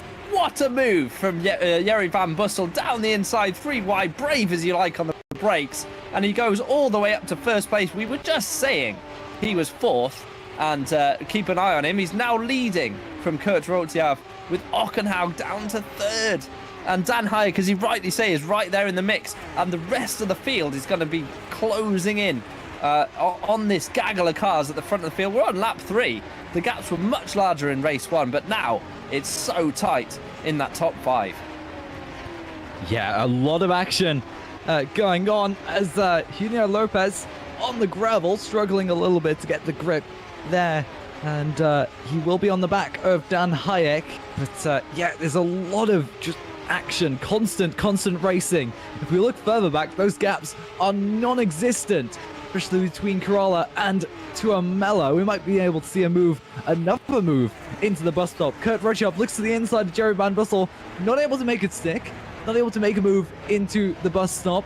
This is Dan Hayek, who's got Junio Lopez right on the back of him now. Lopez only drove last year, is back in FS2 now, will try and make a move in the Camel Straight. Kurt Rochav looks to have got a better exit than Van Bussel here, and this will easily be a move down the Camel Straight with that slipstream, 3/10 as they head towards Eau Rouge between them. And Rochav getting a bit sideways through Eau Rouge, but nonetheless close to Van Bussel. And further back, there's a bit of action there between Micah and Patterson. But this is the move to the inside to Lake Coombe. He's on the inside. Bussel sort of has to yield here. Rochav gets past, but he's sliding anyway, and someone's wide. I think that's Dan Hayek. Oh, look at that rejoin, but Lopez just gets through. And but the lead has swapped again. Van Bussel has beaten race 1 fastest lap already. So the pace in race 2 is insane. But nevertheless, he's been overtaken for the lead. So Kurt Rotiav leads the race now, and Van Bussel has to get back on his coattails. Ockenhaug is still there, and Lopez battling away with Hayek. It could be anyone's from this point. Wide goes Ockenhaug through the double left at Pouan. And don't count out Thomas Harvey. He's 6 seconds back, but there's a long way left in this race. We know he has pace, and he's still on the back of Skinner as well. Definitely within that slipstream. I'd say anyone here, even in the top 10, no Tuamela even, could have a chance of victory here, depending on how the battles at the front here go. Kurt Rochav has got a gap of 1 second between himself and Van Bussel. Van Bussel's got Ockenhaug and Lopez behind him to reckon with as well. Micah is on the back of Dan Hayek, and we're just seeing a lot of slipstreaming happening here. Here comes Lopez. Yeah, he's going to try. No, not going to be done there. Happen. No, they're going to save it. for the Camel Straight. But Micah, also a dark horse in this race, I would say, from 6th place. We haven't mentioned him too much, but we know from previous rounds he has race-winning capability as they head through La Source and onto that long drag towards Lake Coombe. And this is lap 5 of 11. We're nearing halfway point already. Van Bussel probably just close enough as they head through Eau Rouge. Here comes Micah, though, on the back of Hayek. And Hayek, I think, will be a sitting duck here as they head through Radion and onto that back straight. Further up, look, it's side by side between Lopez and Ockenhaug. Can we see whether that one sorts itself out? Lopez on the inside. Ockenhaug gets overtaken. Lopez into P3. Micah, oh, look across the curb. Keep it. He has. Micah kept the position from Hayek, who was very sideways behind them. It's a three-way battle there. Thomas Harvey stuck in the middle between Skinner and Patterson. And Skinner driving a great race, by the way, in P7. Only 6 cents back from Hayek. But Micah has gapped Hayek almost straight away by best part of a second. Yeah, but Bussel now is still chasing Rochav. 7 tenths between them. Junior Lopez, though, in 3rd. 5 tenths. Well, it was 5 tenths through Puon. Now a bit more. But yeah, anyone's race here. 3 cars battling here, 3 cars battling there. As we're watching Thomas Harvey, he's got 2 cars behind him of Craig Patterson and Tuamala. Patterson goes wide. Tuamala, oh, not able to capitalize as that didn't seem like that significant of a mistake. But that's also no Tuamala. He started 24th. He's now up in 11th. Wow, what a drive from Tuamala. We have not mentioned Tuamala or Tuamala too much this race. We try not to when they're next to each other, to be honest. But they are next to each other nevertheless. 10th and 11th. And Patterson defends. And sneaky through the inside goes Tuamala. He's going to run his compatriot out of room. No, Tuamala holds on through the bus stop chicane. And here is the leaders. Van Bussel very close to Rotjav. And this could be another swap for the lead as Jiri Van Bussel tries to get a decent exit out of La Source. I think he's close enough, but not too close to not have the overspeed. It's all about getting a run through Eau Rouge, and I think Van Bussel's timing this perfectly. I'd love to see this on board. He's going to close right up to the gearbox. Got to be careful in the dirty air as they top Radion and go to the Camel Straight, and Rotjav's let him have the room. Van Bussel touches the grass. They're side by side behind Lopez and Ockenhaug. Van Bussel still side by side. In fact, he sneaks through. Here comes Lopez and Ockenhaug then. Ockenhaug on the outside, and they swap positions as well. So it's a 4-way slipstreaming duel for the win of this race. Yeah, but Micah's definitely still in this as well. As there's plenty of time left in this race. Only 5 laps remaining. He's only got 1.8 seconds to close up to Junior Lopez to be able to get into that slipstream train. Here's no Tuamala. We're going to get a replay, I think, of the start here. This is what happened. This is Josh Dexter. Yeah, I think it's a stall for Mounier. I don't think he's moved. And he's still absolutely stationary. And that's... Oh, no, is that Mike Bell? Is that Mike Bell? It's one of the smile powers, so... I hope it's not. Oh, no. Only because we've seen substantial amounts of retirement from Mike Bell this season through no fault of his own. I'm sorry for laughing. It's so unfortunate. But Mike Bell... What? Rolling backwards. Yeah, this is going to be... That's Josh. just unfortunate. Nothing you can do, unfortunately. Yeah, Mounier did not move, stalled absolutely as I thought, and I'm surprised Josh tried to carry that on, to be fair. Very unfortunate. This is what happened to Magnussen. It was so tight, wasn't it? Yes, so tight. A little bit of contact. Not his fault at all. Yeah. I have no idea how he blew the engine. What gear is he in there? First. He went first. From... yes, he went to first from 6th. I think he went neutral. No, I think he went neutral. Yeah. Accidentally. So if you press the up and down the 2 shift, pedals, you go into neutral. And then went straight into first. This Joe Gillette. Yeah, this is the lag for him. He is now out. I think he probably had a disconnect, to be fair. Rotjav then. And Van Bussel's gapped him, look. 8 tenths is the gap between the leading 2. And I think Van Bussel has got enough there. He's dragging himself down the right-hand side of the Camel Straight, trying to dodge the slipstream. Here comes Lopez. And Lopez has got a great chance here. Sweeps around the outside of Roadchamp. Oh, no! Oh, Lopez hold it! What car control there from Junior Lopez? He was full lock! But Lopez holds on, P2. Yeah, what a move, and a bit of style points as well on the inside, sliding it. And that rear was all out of shape in every possible direction for Lopez, apart from up and down, obviously. That'd be a bit unfortunate. But yeah, he has 1.2 seconds now ahead of him and 3 laps to get closer to the leader. And Ockenhaug, that's not the optimal line or the optimal line through Pouon to go that wide, as he's got his teammate behind him. But the gap between Micah and the leader is 3 seconds. So it was 2.5. Russell's got a nice bit of pace here compared to the cars around him. Yes, yeah, I think this might be too big of a gap now to close in by themselves. Simply because Van Bussel's pace, as we know, is very good. He set the fastest lap of this race quite early on, which you wouldn't necessarily expect in Formula Sprint 2. The tyres hold on extremely well, and especially at a track like this with its length. As Tuamella's going to try on the inside through Blanchimont. You don't want to be doing that, as he goes side by side with Patterson. Patterson's still technically ahead, although Tuamella on the outside should have the apex for the second part of the bus stop. Craig Patterson's an experienced racer, gives him enough room, and great driving by the pair of them. I've said it so infrequently this season, but it's been a great race with great driving so far. Ben Skinner then, and he's now been overtaken by Thomas Harvey. Genuinely, this has been such good racing. Craig Patterson now dropping behind Tuamella, and Thomas Harvey up to P7. Not that far off, but I think probably too far. Ockenhaug and Micah are very close as we head down the Kemmel Straight, and they are in fact side by side, opposite side of the track. Kurt Rotiev trying to get back at Lopez here as they head into Lake Coombe. And they have like 4 wide in the background as well, by the way. Look at this going on here. Patterson on the outside of Tuamella, trying to take that position back. He'll have the inside for the second part of Lake Coombe. Oh, trying to make it work around the outside. Here it comes. Oh, on the inside is Philo.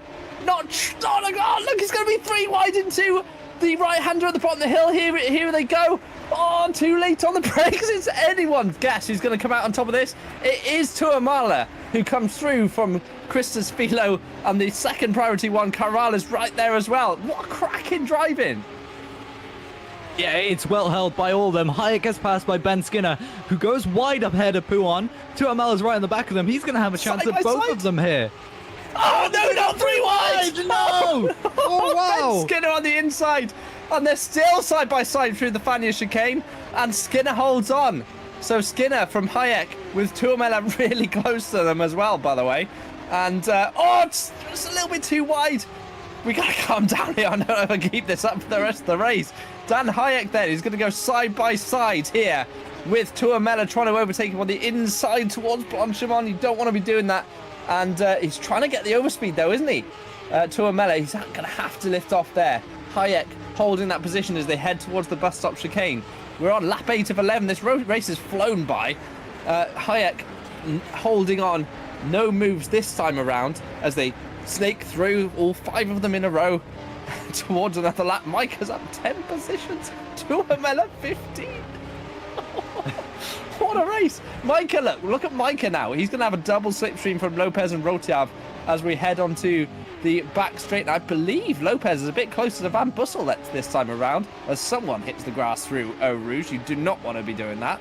And this could easily end up concertinaing into a 3-wide battle towards Lake Coombe.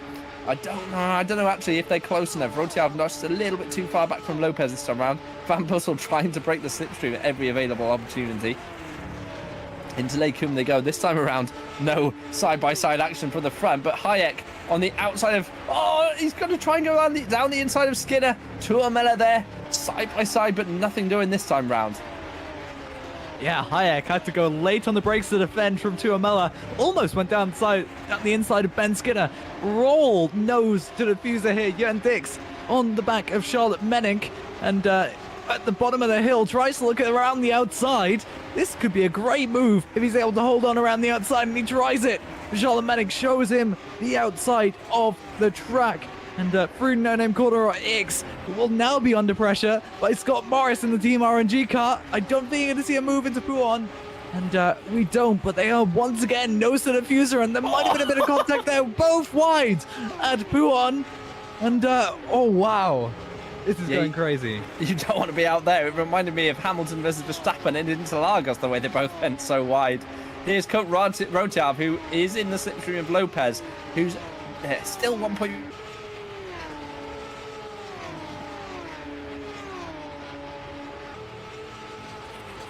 Toby? We've lost Toby, but here's Kucherachov trying to the outside of Junior Lopez, unable to make it work. Mike is on the back of them now. Lopez goes wide, a bit of an error and a bit of counter steering for him into the source as Lopez tries to hold on. But Rochov will have the better slipstream, but Mike is also right there. And there, once again, nose to the diffuser. Lopez straight to the inside of the circuit, right up against that pit wall of the endurance pit lane. And through Eau Rouge they go. It's a very close battle between them. Micah will be able to capitalize. Rochov will be able to capitalize. They're going to go 3 wide at this rate until they come. And here they come indeed. Kurt Rochov on the outside. There's not much room at all. Micah in the middle of both of them. Lopez on the inside. It goes down to Micah and Lopez. Micah on the inside. They make contact. Lopez is able to hold on the outside, but does lose third temporarily. And down the hill we go. Rochov on the inside of Lopez here. There might be a bit of contact here, but oh, Lopez is able to hold it on the outside and it's able to stay ahead into No Name Corner, but we are right on the limit here. Rochov on the back of Lopez, and he will have that slipstream after Puon. Look at how close they are here. And Toby's left us for now. Hopefully he'll be back soon. But to see this racing, as also Magnus Ockenhaug in the background there will easily have a go at Rochov down the Camel Straight if Rochov is unable to close up to Lopez. And we could see a very repeat of what we saw just this time around at the Camel Straight. Lopez goes a bit wide through the double right-hander, but Rochov once again tries to get past for second place, but Micah ends up in second place. A great race from him as well for the Optimal driver to be in second. But there's 6 temps between Rochov and Lopez, but even less now. 2 temps between Rochov and Ockenhaug into the bus stop chicane. Rochov takes the inside line. Ockenhaug on the outside. No move to be made there. Ockenhaug opts for the better exit towards La Source. I don't think we're going to see a move into La Source, but we could easily see 3 wide once again into Lake Com. And through La Source they go. Kurt Rochov right on the back of Junio Lopez. Ockenhaug once again going for the better exit. As we head towards Eau Rouge and the Camel Straight, it's the last lap. We haven't noticed. It's been quite some time this race, but it has flown by as Ockenhaug didn't get the greatest of exits out of turn 1. Rochov right on the back of Junio Lopez. This is the move on the last lap for the last position on the podium. On the outside is Kurt Rochov. On the inside, Junio Lopez. And late on the brakes, Lopez is, and he's able to hold it on the inside. Rochov tries to get a better exit out of Lake Com. Through the fast right-hander and down the hill. Nothing's going on there. Ben Skinner has been overtaken by Noah Tuomela. Here's Danny Robbins on the inside and Nick Kuiper for the last points-paying position. And he's not been able to get past Danny Robbins here. Here's Kurt Rochov once again trying many times for that final position on the podium. There's still time yet left in this lap, and there's still plenty of time. Lopez goes wide through Puon, and the gap is constantly decreasing. There's still 1 more straight left in this lap, but it seems for Mike and Van Bassel, they seem very, very secure in their positions. Ockenhaug touches the grass on the inside of the chicane there, but Kurt Rochov still has 1 more straight to go here. I'm back and I'm so gutted. I lost power.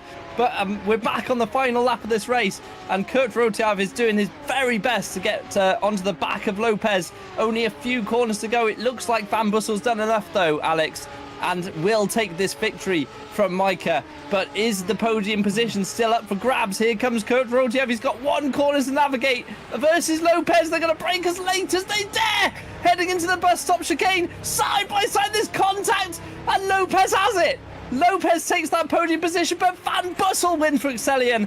Micah P2 and Lopez P3. What a race! Oh my goodness. What a race right to the end. There's still time yet. Mercier Piez, who gets points. Oh, there's contact at the end of the race. How's that happened? No. What an unbelievable race. I was able to watch watch the lap and a bit that I was away. I'm so sorry, guys. Unfortunately, nothing I could do. Just a very, very brief power cut and my computer went off. But unfortunately, I missed that. But I did see it on my phone. What an end. And literally anyone could have had those podium positions. Micah P2, Lopez P3. You would not have called that at the start of the race, I don't think. But Van Bussel, what a drive. I think we need a break before the interviews. I'm losing my voice actively. You could sort of hear it in the broadcast while I was trying to shout over what we saw, but oh my. What a race. That has been, by far and away, last round was so disappointing on so many different levels. This was unbelievable racing. This is what Formula Sprint 2 can bring you. And it was so fantastic. Thank you to everyone who's stuck and watched this particular round. I suggest we watch this again and again. But Van Bussel takes the win from Micah and Lopez. Kurt Rotiar 4th, Okanaug 5th. Thomas Harvey 6th place, Noah Tuamela 7th. Skinner, Paston and Tuamala rounding out the top 10.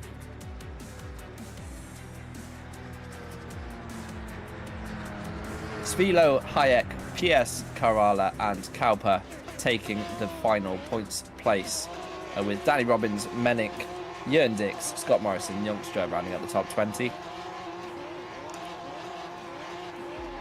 21st, Brody Lawless, Leppit, Mike Bell, Golder and Kuritz are the final finishers, with Joe Gillette, Magnussen, Manikandan, Curtis and Vicentievich, as well as two other drivers DNFing. Those two were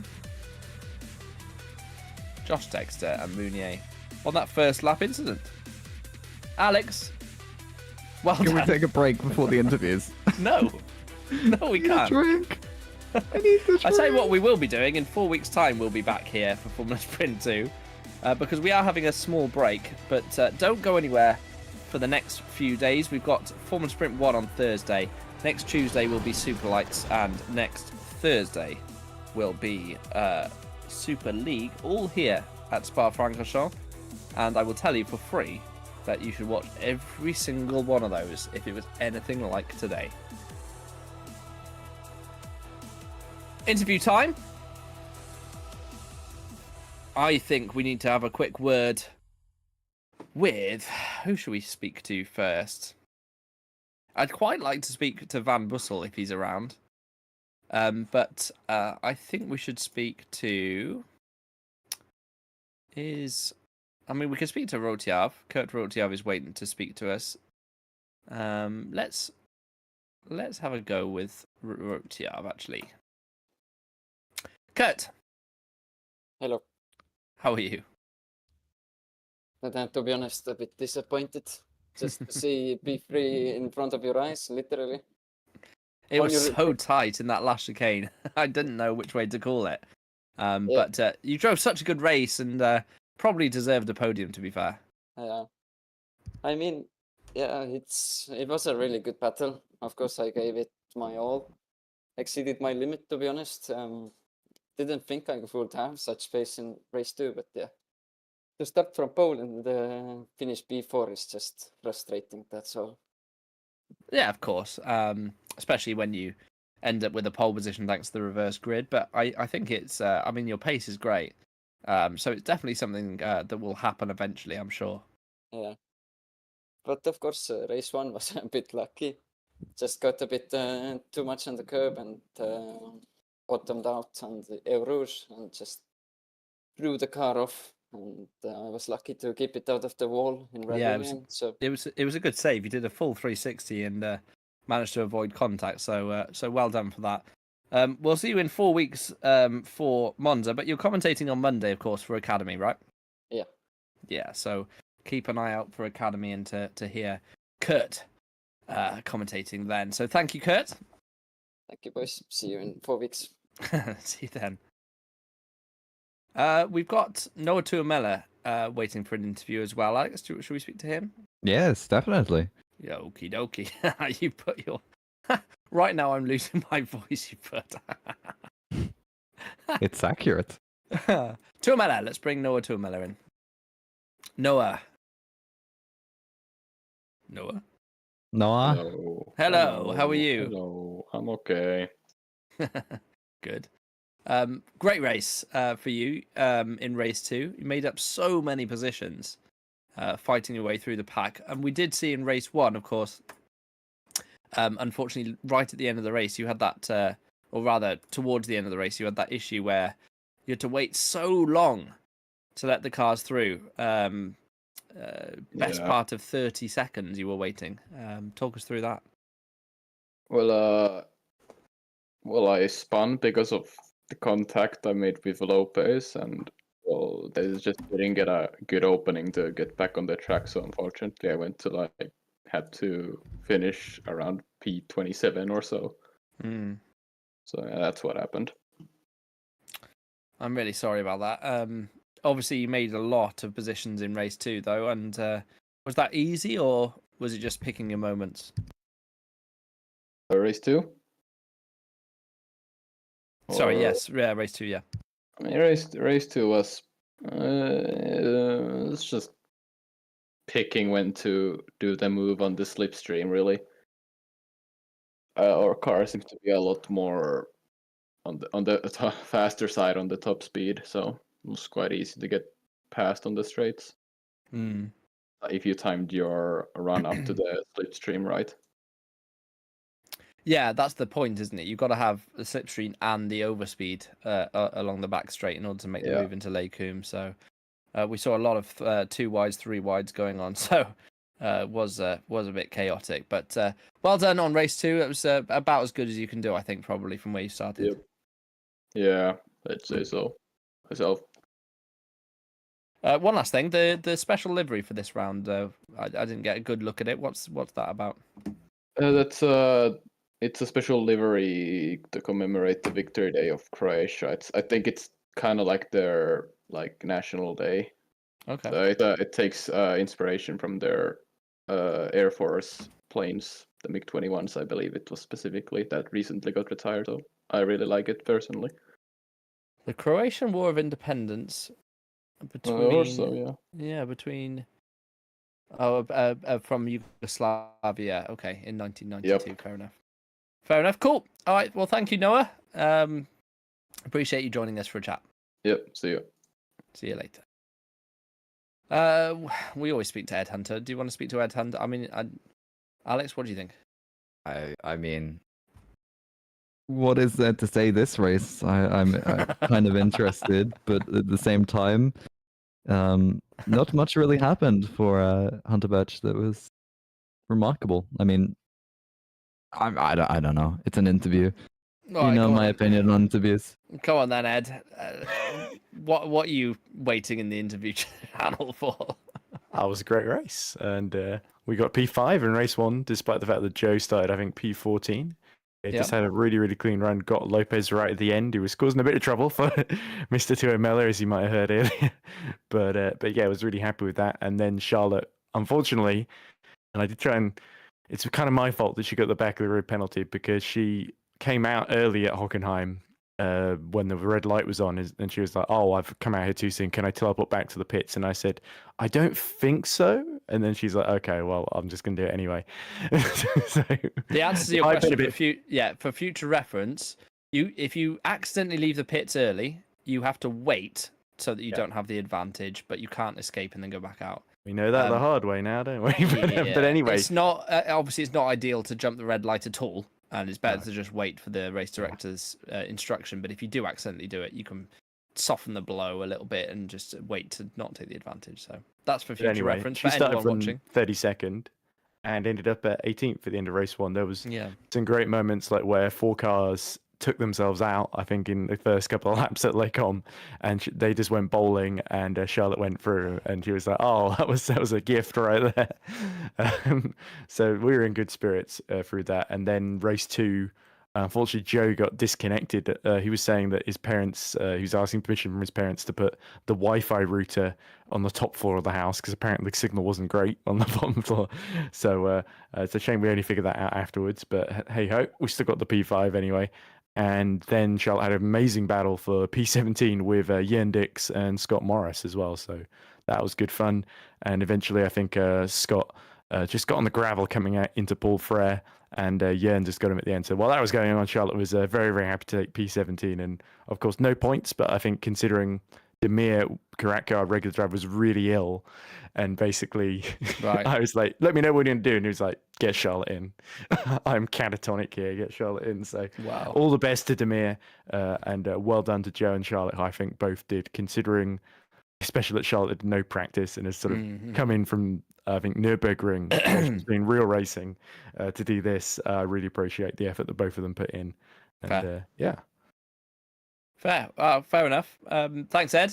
We will hear Yes, from you, guys. I'm sure, in a couple of days for Can't Formula get rid of Sprint me, can 1. No, it's all good. I think if Formula Sprint 1's anything like this, you should be in for a treat. So, it was fingers a wicked crossed. day of racing. So, thank It you, also Ed. helps. They are very, very good cars, those Formula Sprint 1 cars, in terms of performance. So 10 seconds a lap faster. Let's see if that adds to the drama. Yeah. Thanks, Ed. See you in a couple of days. We will round things up then, Alex. I think that was the best round of the season by a long way. Yes, a very interesting race 2, and race 1 wasn't that bad. Although I'd say Austria gives it a bit of a run for its money. That was also a great race that you missed out on. But What was I doing? You were watching football. Yeah. No, I wish I hadn't bothered. Yeah. Yeah, no, I did skip one round. You're absolutely right. I forgot what I You was skipped doing. you skipped Austria for a 0-0 draw. I know, what a waste of time. Evil. But yes, I think that was the superb racing, and I think we had some deserved victors as well. Van Bussel overdrove in race 1, but superbly drove in race 2. He smashed the fastest lap as well. And of course, race 1 was a complete domination from Mounier. In reality, he never really looked like he was under major threat. So a couple of really good drives, and overall a very nice, clean round from Formula Sprint 2, and I'm very pleased by that. So well done, everyone. Give yourselves all a big pat on the back. Thank you for watching. Any final thoughts, Alex? No. I just hope that I can buy throat soothers. Wow. I have to say I did do a lot of shouting as well myself in race 2, so throat soothers do sound quite good. But 4 weeks we have to recover, Alex. Well, I do. Yeah. I have 3, so. No, you're back Same next difference. Tuesday for Super League. Yeah, that's Super 3 Lights. weeks. No, 3 that's weeks next week. to recover after it. Oh after yeah. next week. Yeah. Right. I get you. Yeah, no, you've only Yeah. got 7 days before your next gig. Yeah, I love it. I'll be fine by then, no doubt. Mm-hmm. If anyone's thinking about a holiday this year, I very, very much recommend going to the town of Stavolo and having a little look around Spa. Although it's a for bit late for a day to or book two. now. No, not for the race. Just generally, just go and look because it's a superb part of the world. And if you're into your history as well, there's the Ardennes Forest is full of World War II history as well. And the old circuit is great to walk around and have a look at how they did it 60 years ago. Absolutely insane. It's crazy. Bananas. And Stavolo itself, the cobble streets and the little restaurants they have there are really, really cool. So enough of me promoting Belgium. I will leave you guys all to it. Thank you ever so much for watching. It's always a pleasure, never a chore. I've been Toby Davis. I've been joined by Alex Foulkes. But until next time, until then, see you soon. Bye-bye.